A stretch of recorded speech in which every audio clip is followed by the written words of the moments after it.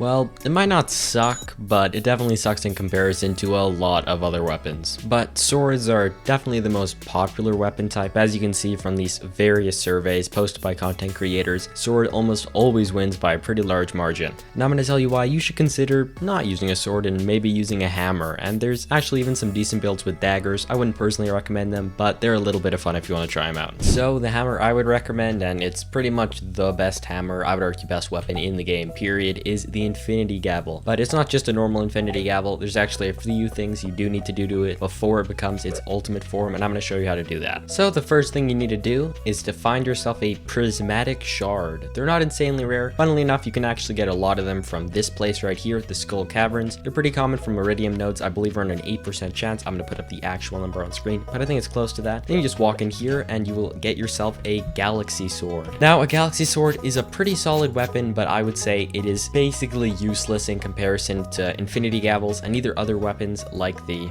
Slammer. And I know you might be thinking, hey man, that's crazy. Look at the damage. It's 40 to 55 versus 60 to 80. And plus this has +4 speed compared to the -2 speed on this. Well, if you use something called animation canceling, which basically lets you just attack really fast, it turns into something so much better. If I walk up to the slime, start killing with my sword, he dies pretty fast, I admit it. It's like pretty solid. But if you use something like the Slammer on one of these slimes, for example, in combination with animation canceling, you can use the hammer combo to just completely obliterate something.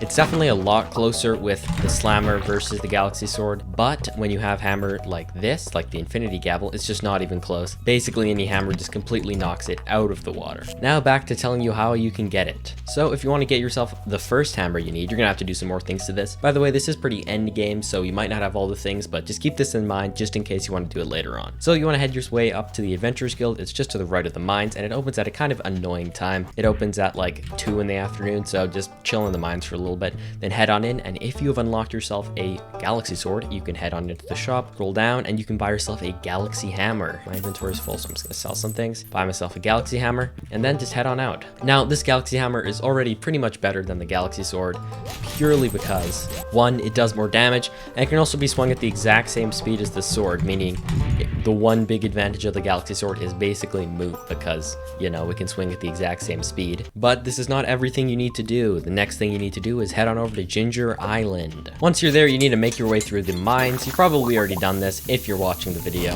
but just in case you haven't, you're gonna have to fight your way through. It is 10 levels long. There's some pretty annoying enemies like some fire spirits that do way too much damage and slow you down a ton, but overall it's not too difficult, and you have some decently high level gear. You will be able to deal with it pretty easily. Once you get there, you need to chuck your Galaxy Hammer into this enchanting thing. Along your way, hopefully you've been collecting Cinder Shards. Unfortunately, I do not have nearly enough, so I'm gonna cheat some in, but you can just get them by killing various monsters in there. And also you need to have a couple of prismatic shards. Once you have that, just chuck your hammer into this, and we've managed to get it. In case you're wondering what Artful does, essentially when you combo, you can notice a little red bar that goes down, and basically the red bar is when you're allowed to do this combo again.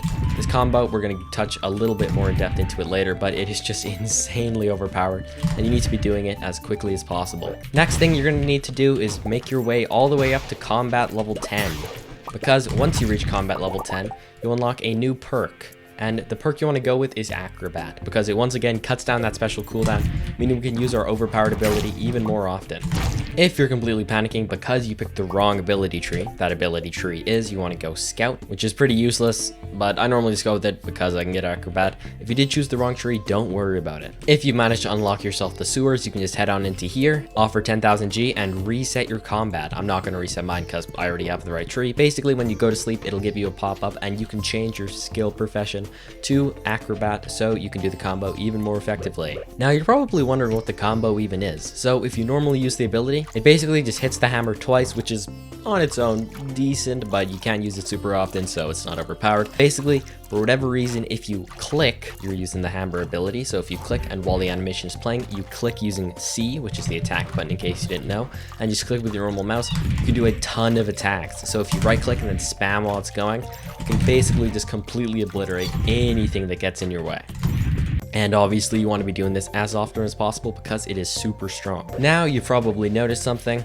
I've been having a slightly different hammer in my main slot, this is my main weapon called the Infinity Gavel, not the Galaxy Hammer. And you're probably thinking, well, how the heck do I get this Infinity Gavel? It seems way better in pretty much every single way. Well, I'll show you. Once you reach 100 golden walnuts, you will unlock this room, and you'll be able to do quests on the board. And once you complete those quests, for example, I need to catch a bunch of rare fish, and I will get 20 key gems. And if you're, in case you're wondering what the key gems are, basically I can use it to buy a bunch of other useful stuff in this shop. Like, I don't know, I can buy some Galaxy Souls, which is, funnily enough, exactly what I need. So you want to go ahead and purchase yourself 3 Galaxy Souls. There are some different ways to get Galaxy Souls. For example, I normally like getting them just by going to a dangerous mine. You can get a quest in there that turns the Skull Caverns dangerous, and a lot of the big slimes in those mines can actually have Galaxy Souls inside of them.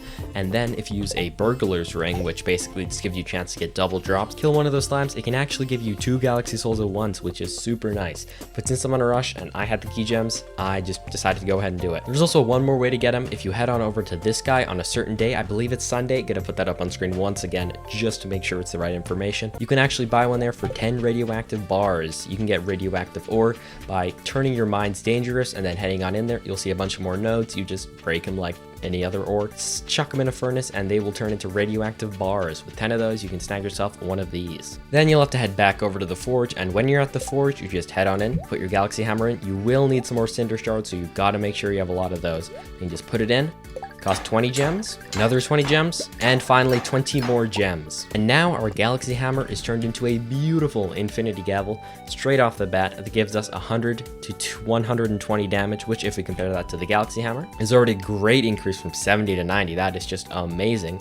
It also gives us +2 speed, +1 defense, and +5 weight. So that's already a little bit of extra defense, which, you know, I won't complain about in the slightest. But you may have noticed, hey, that's still like 20 damage left than the one you already had. So how do I get that extra damage? Well, essentially there's another mechanic with the forge where you can add various gemstones. For example, certain gemstones give you different abilities. Emerald one will allow you to swing a weapon faster, so you don't have to wait for a cooldown. We don't really care about this since obviously we can animation cancel. So since we can animation cancel, we're gonna go ahead and put 3 rubies. Okay, we're 1 ruby short. 3 rubies onto our Infinity Gavel to increase damage because we don't really care about any of the other stats. I will put it up on screen though what each one does, just in case you're curious. You can find out on the wiki, but you know, I'll save you a little bit of time because I'm a nice guy. You can return the favor by subscribing. We're trying to hit 100k. So we just head on over to this forge, grab our Infinity Gavel, and then if we just put the rubies in, it'll cost us 10, then finally 20 gems. And now we finally have ourselves an Infinity Gavel up to snuff like our other one. It does 130 to 156 damage,